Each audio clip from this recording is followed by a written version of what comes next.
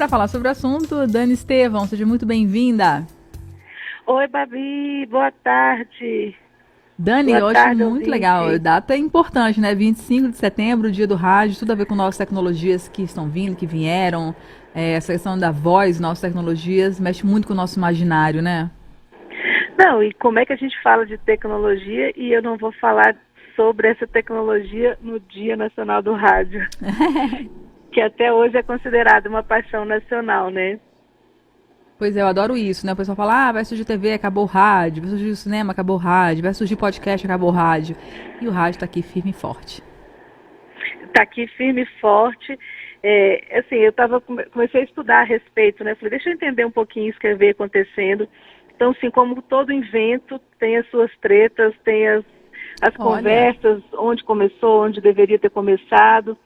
Então, e aí a gente vê a importância, né, do registro das patentes e quando a gente está desenvolvendo uma tecnologia, a importância disso, ainda mais hoje em dia, quando a gente fala da comunicação como ela é feita. Então, assim, o que a gente tem de registro mesmo é que ele foi patenteado por Guglielmo Marconi, que é um cientista italiano, em 1896. Mas bem antes disso já tinham estudos, né, que vinham acontecendo, o próprio alemão Hertz, que ele já tinha comprovado a existência das ondas eletromagnéticas, né? E a tecnologia que a gente está falando é a tecnologia de transmissão de som por ondas de rádio, que é essa que foi patenteada pelo italiano. Também tem uns boatos que a Suprema Corte dos Estados Unidos, né, concedeu a Tesla o mérito dessa criação. E por que isso? Porque para desenvolver essa tecnologia foram utilizadas outras 19 patentes no projeto. Então, assim, mas eu falo boato porque eu não consegui achar a fonte dessa informação. Mas é isso, é um projeto que ele foi, assim, ao longo de muitos anos, vários cientistas desenvolveram partes de tecnologias, né, que chegaram com essa patente. E a gente tem um marco, assim, muito importante na popularização da tecnologia, que foi ali por volta da década de 20. E no Brasil, inclusive, no dia 7 de setembro de 1922, durante as comemorações do centenário da independência do Brasil, foi realizada uma transmissão de rádio no Corcovado, com o discurso do então presidente Epitácio Pessoa. E aí, depois dessa data, começou a se espalhar rapidamente essa tecnologia, que até olha. hoje tem um papel fundamental, né, na forma como a cultura brasileira acontece. Não, e como a cultura, a informação chega, eu acho incrível que tem lugares onde só a rádio chega, principalmente a rádio AM, né, no nosso país. Então, tem comunidades isoladas que só recebem rádio, que só se comunicam por essa tecnologia, né, que sabem o que acontece no mundo graças a essa tecnologia que realmente teve um impacto e uma importância histórica incrível. Não, e outra coisa, quando a gente fala de história, por exemplo, né, década de 20, 30, nos Estados Unidos foi a era mais, que chama a era do rádio, né? No Brasil isso aconteceu ali por volta de 40, 50, que foram considerados os anos de maior sucesso das emissoras de rádio. E nessa época o rádio era considerado o maior veículo de comunicação de massa, porque tinha um maior alcance e essa questão de imediatismo, né, da notícia em tempo real. Era um efeito, por exemplo, as famílias se reuniam para ouvir o rádio. Na época também, ali por volta de 30, os investimentos no país cresceram muito, porque a economia nacional estava crescendo, a indústria elétrica e fonográfica também estava proporcionando um grande impulso e expansão radiofônica. E aí, por isso é considerada a era do rádio, junto com a era de ouro dos cassinos, que também eram associados aos grandes nomes de artista, Aham. eram momentos culturais icônicos, mais ou menos ali na década de 40 o surgimento das telenovelas, né? Então as novelas como a gente conhece hoje, antes eram as telenovelas, e grandes artistas, né? Paulo Gracindo, Mário Lago, Carmen Miranda era um ícone da época. Então tem todo esse contexto histórico que a gente gosta muito também. E tem muito futuro, né? Assim, tem uma série de discussões. O que vai ser esse futuro do rádio, né? Como é que vai se comportar?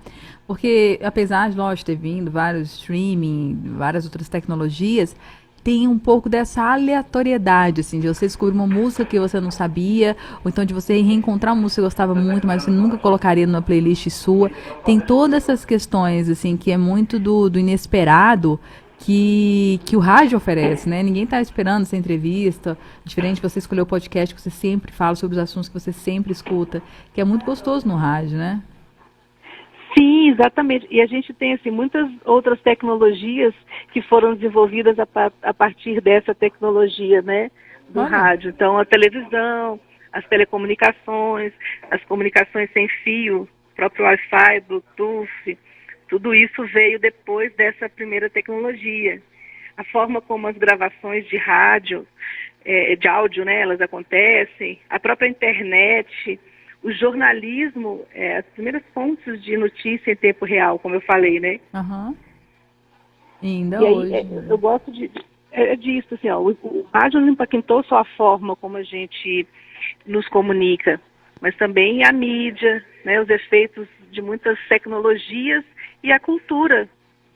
Eu acho que tem muito esse fator cultural, né, Babi? Eu acho que tem isso, assim, igual a resistência dos livros, né? Mesma coisa. A mesma coisa. Mas é muito legal ver e é muito prazeroso também fazer parte dessa história. Eu sempre fui apaixonado por rádio, sempre gostei de fazer rádio. E a gente aqui fazendo parte disso tudo é muito bacana.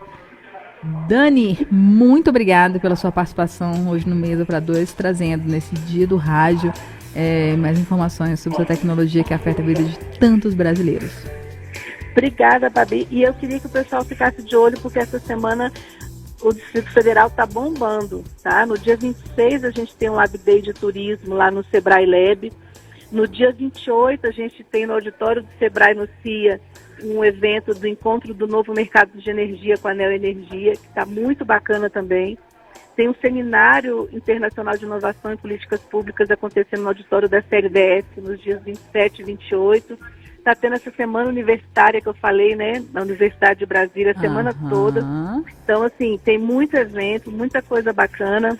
Quem ficou interessado com a temática de hoje do dia, né, do dia do rádio, tem os marcos legais de como essa indústria veio se desenvolvendo e como que as políticas públicas interferem e auxiliam nesse contexto. Enfim, a semana está só começando. Nossa, muita coisa legal mesmo, Dani. Inclusive, olha, eu estarei amanhã no Sebrae Lab sobre o turismo. Então, você ouvinte que é da área do turismo ou quer trabalhar, quer oferecer algum serviço que você tenha para a turma do turismo, corre que no Sebrae Lab é de graça, gente. Gratuito, evento muito legal. Estarei lá, sendo a mestre de cerimônias desse evento. Começa sempre às 5h30 da tarde, tem essa recepção muito legal, tem network para você fechar relacionamento com outros empresários da área, é gratuito tudo lá no Sebrae Lab, que fica na Granja do Torto. E também vou estar na semana de comunicação, na semana de extensão da Universidade de Brasília, dia 28 de manhã, também falando sobre mulheres e novas tecnologias. Estou entrando na área da Dani. Bem-vinda! Muito obrigada, Dani, pela participação. Obrigada, Babi. Boa tarde, ouvinte. Uma boa semana para você.